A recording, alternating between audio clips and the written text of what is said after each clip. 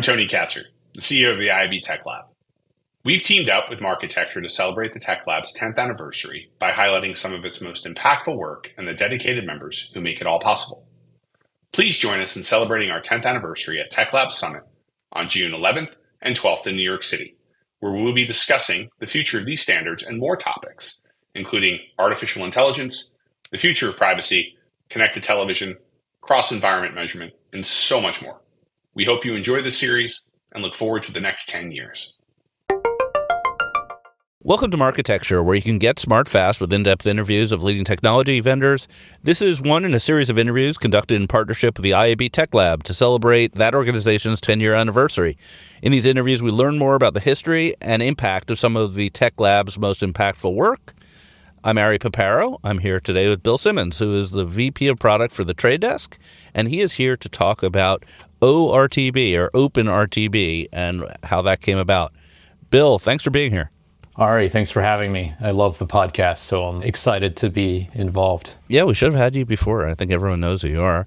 So OpenRTB is an interesting one. I was sort of tangentially involved in this, mostly as a bystander, but this was kind of your baby. So tell the audience who probably knows already, what is OpenRTB? So OpenRTB is the protocol. It's the way buyers and sellers of advertising online talk to each other.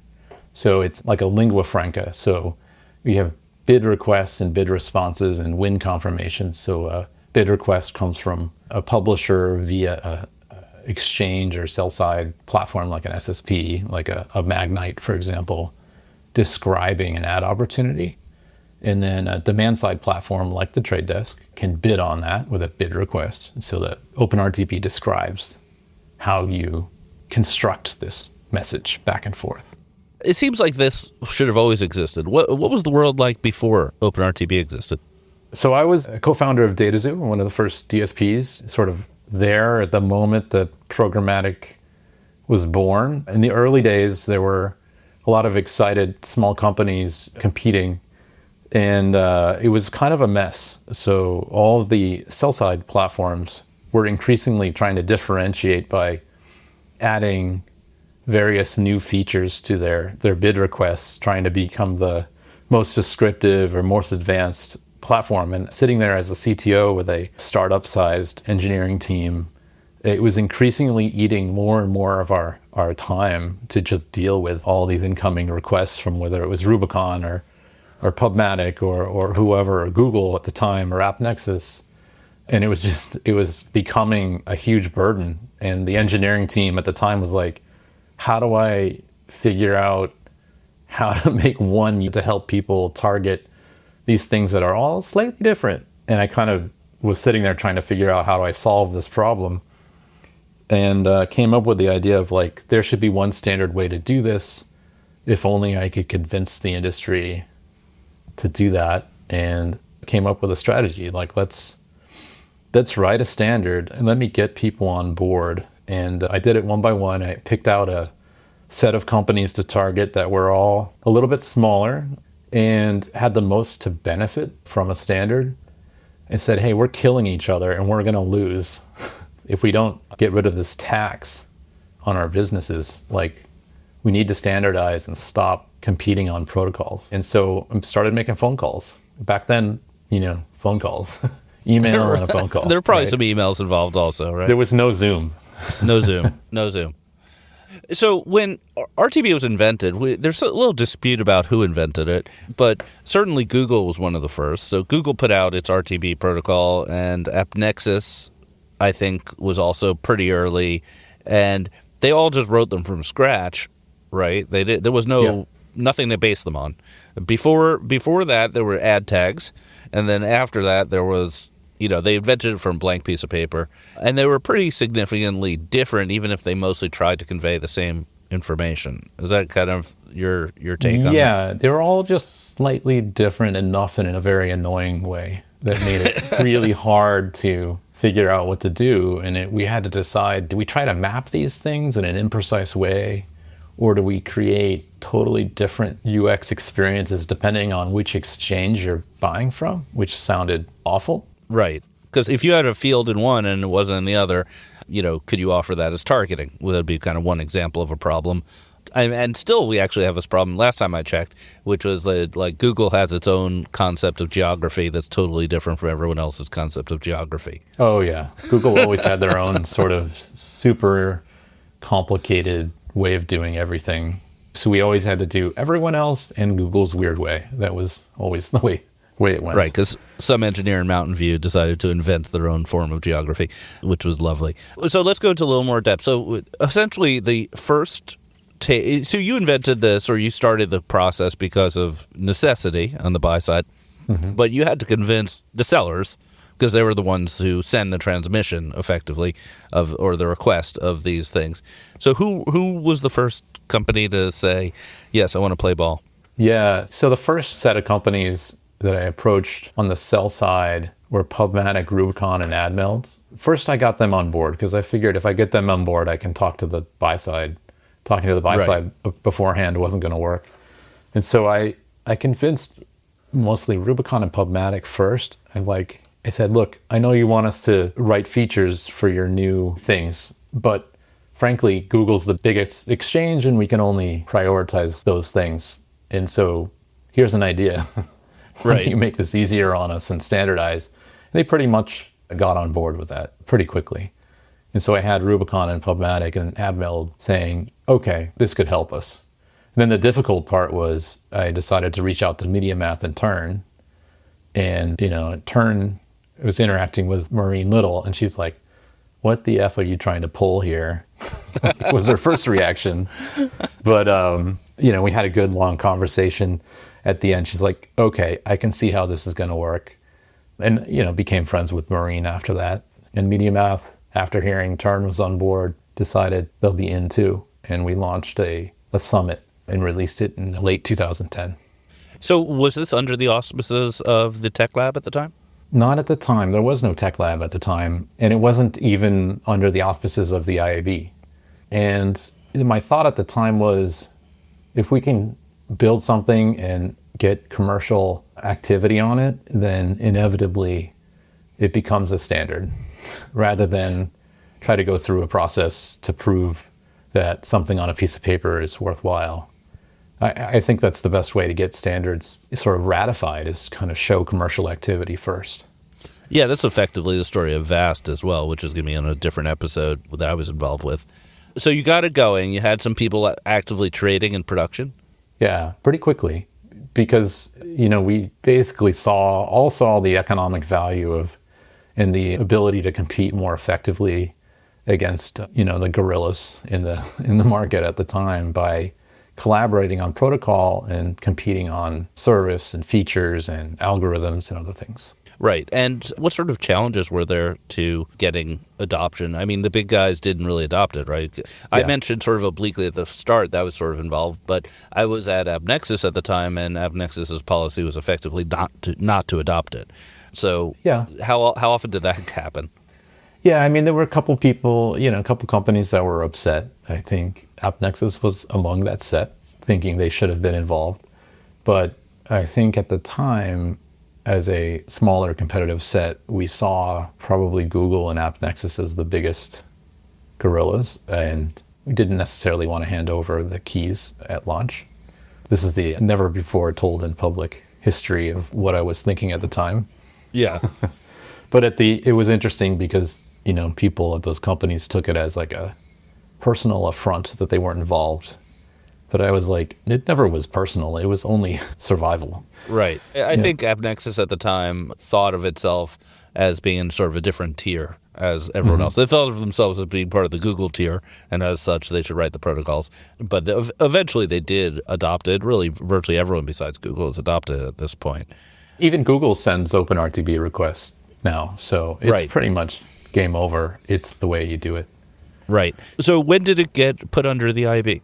When did it get put under the IAB? I think we started conversations soon after our summit, probably around 2011 or so. We had finalized an agreement. I actually don't know the exact date, but also the IAB, original IAB, was unhappy that some other group had gotten together and created a standard, but I had a lot of calls with Randall Rothenberg, and we kind of work that out. And I know there are a lot of different stories about the origin of the tech lab, but I feel like the success of openRTB kind of sparked some thoughts about, hey, we should create, a technical version of IAB that creates standards and governs standards like openRTB.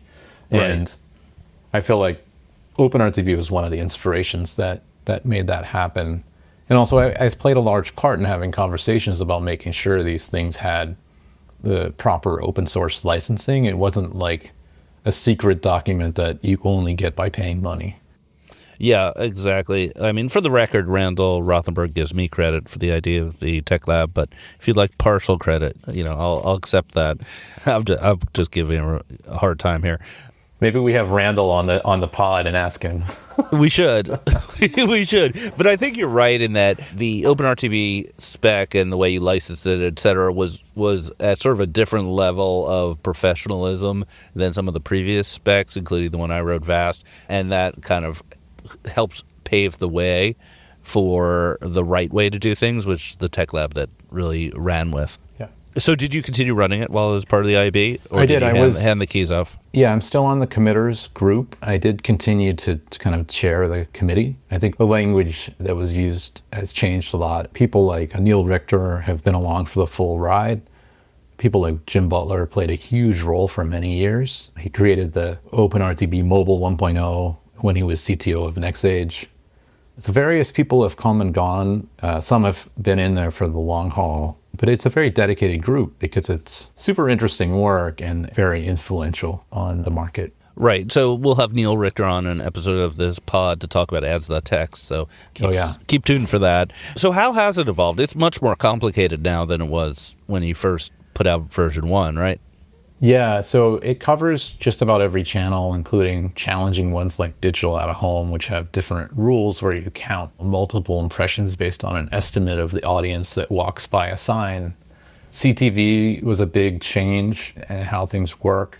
Right now they're getting into retail media networks and those kinds of issues. But the spec was originally 6 pages and now it's 100. Oh my God. Yeah, and it's a little bit overwhelming. You can still implement a very lean version of it. You don't need everything, but it has a ton of detail and examples and best practices in it now. And some tables take a lot of space, but 100 pages, it's kind of amazing. And they've also moved to an incremental release model using GitHub instead of PDFs, which has made the whole project much more agile and able to respond to market changes. Yeah, one of the interesting things I found when I was still a practitioner in this business was that the adoption was not very strict by version. So someone might say, are you on 2.0? And the answer would be, yeah, sort of. If we like a field of 2.0, we'll take it. But like a lot of DSPs end up being in this weird hybrid of like whichever fields they use, they put in, and they don't strictly version things except when they have to. Did you notice that as well? It did, and some of it is by design, that there was flexibility and adaptability. I think there is incentive to move towards the standard such that you benefit from standardization. It reduces friction and cost on your business, but it doesn't prevent you from going your own way. I'm a systems theorist by trade, or at least by education. And so the whole thing was designed such that you can do whatever you want. You're just better off if you stick with the standard and move towards it. That's why the thing has grown like crazy. It doesn't feel like handcuffs. It just feels like a benefit. Yeah. I think there is also the overlay of your business needs. Like you mentioned, digital out of home. If I'm a DSP or an SSP that doesn't participate in that market, I could just ignore those 10 pages of the spec until such time that I might want to have a digital out-of-home bidding concept. Yeah, exactly. So it's pretty flexible that way. It doesn't have to be a single document that has every field in it, every single back and forth between vendors. Yeah. So one thing I wanted to bring up is maybe this is a little bit of the flip side of the standard, or I'm interested in your point of view about it, which is that because it's so standardized, it sort of made it easy for folks to enter the ad tech market. I think we've all probably been on a phone call where some pretty random company who you've never heard of says, hey, it'll be easy to work together. We use openRTB or ORTB. We'll send you a document. Let's get going. Let's integrate. And I guess that's good in that it has lowered the cost of entry, but also it seems to make it a little too easy for, second tier, third tier companies to just slide right into your DMs and try to integrate. Any thoughts on that? I mean, I think that's okay. We did lower the cost of entry. A lot of those companies come and go, because there's a lot more to running ad tech business than having a good protocol. I think if they all had to enter the business by inventing their own protocol, they'd all never come in. Never, right. Yeah. It's like having a standard currency in, economic markets, or having, like accounting rules that you can count on so you can know what the price of a stock means, and know they use the GAAP accounting and that there's an SEC out there enforcing it. These things are, it's okay. In order to survive, they had to do a lot more than be good at protocols. Right. So where do you see it going forward? Any predictions for where openRTB heads in the future? I think we're at a juncture in programmatic. There's a lot of pressure on the industry right now. Of course, there's the identity, battles with the privacy sandbox, which I'm happy to go into as well.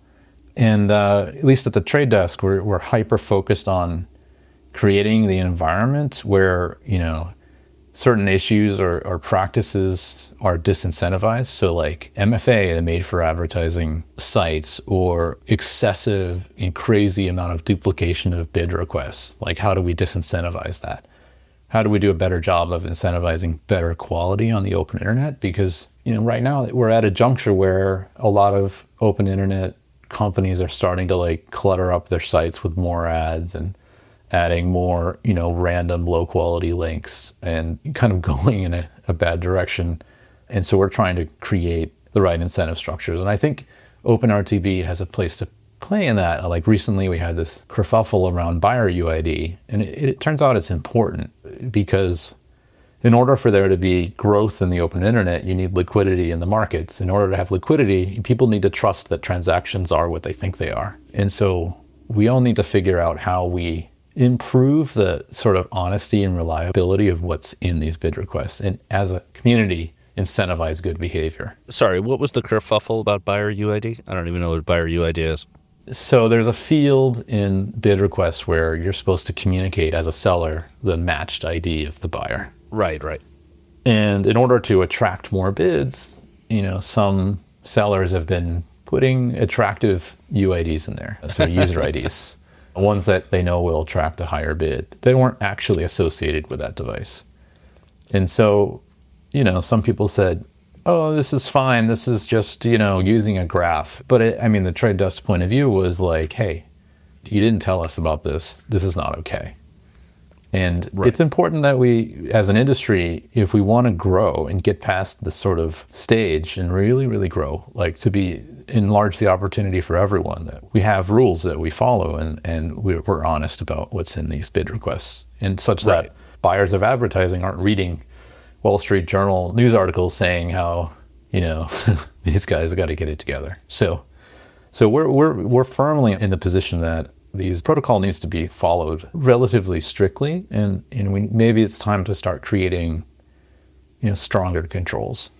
Interesting. Yeah, I had written about the sort of ID bridging and related topics. I hadn't remembered what you were talking about. So do you think that the ORTB standard will have some mechanisms to assure accuracy, something like ads.cert, some sort of technological solution to assure accuracy? Or do you think it's more likely that it'll be some sort of governance? I think it's a combination. I think there's an opportunity to add things like ads.cert. I think we're exploring better ways to kind of certify the origin of requests. I did some work while at Roku to create a signature on pixels and bid requests to certify that it's coming from a real Roku device and not from some random one, using a sort of a cryptographic cert that was created only by Roku. I think that kind of idea could be pretty valuable just to up level the trust in the ecosystem. So I think there's room to expand and grow there. That's really interesting. All right, so last question. If openRTB was an animal, what animal would it be? An animal. That's a great question. I should have prepared for it. When I sent you the questions earlier, I left that one out. I could say cheetah because it's very, very fast. But also I could say something like ant because there's like many thousands of them working in unison. All right, both good answers. Cheetah and ant, we'll take them both. All right, Bill Simmons from the Trade Desk, thank you for telling us about openRTB. Great to be on. Thanks for listening. New interviews are added every week at marketecture.tv and your favorite podcasting app.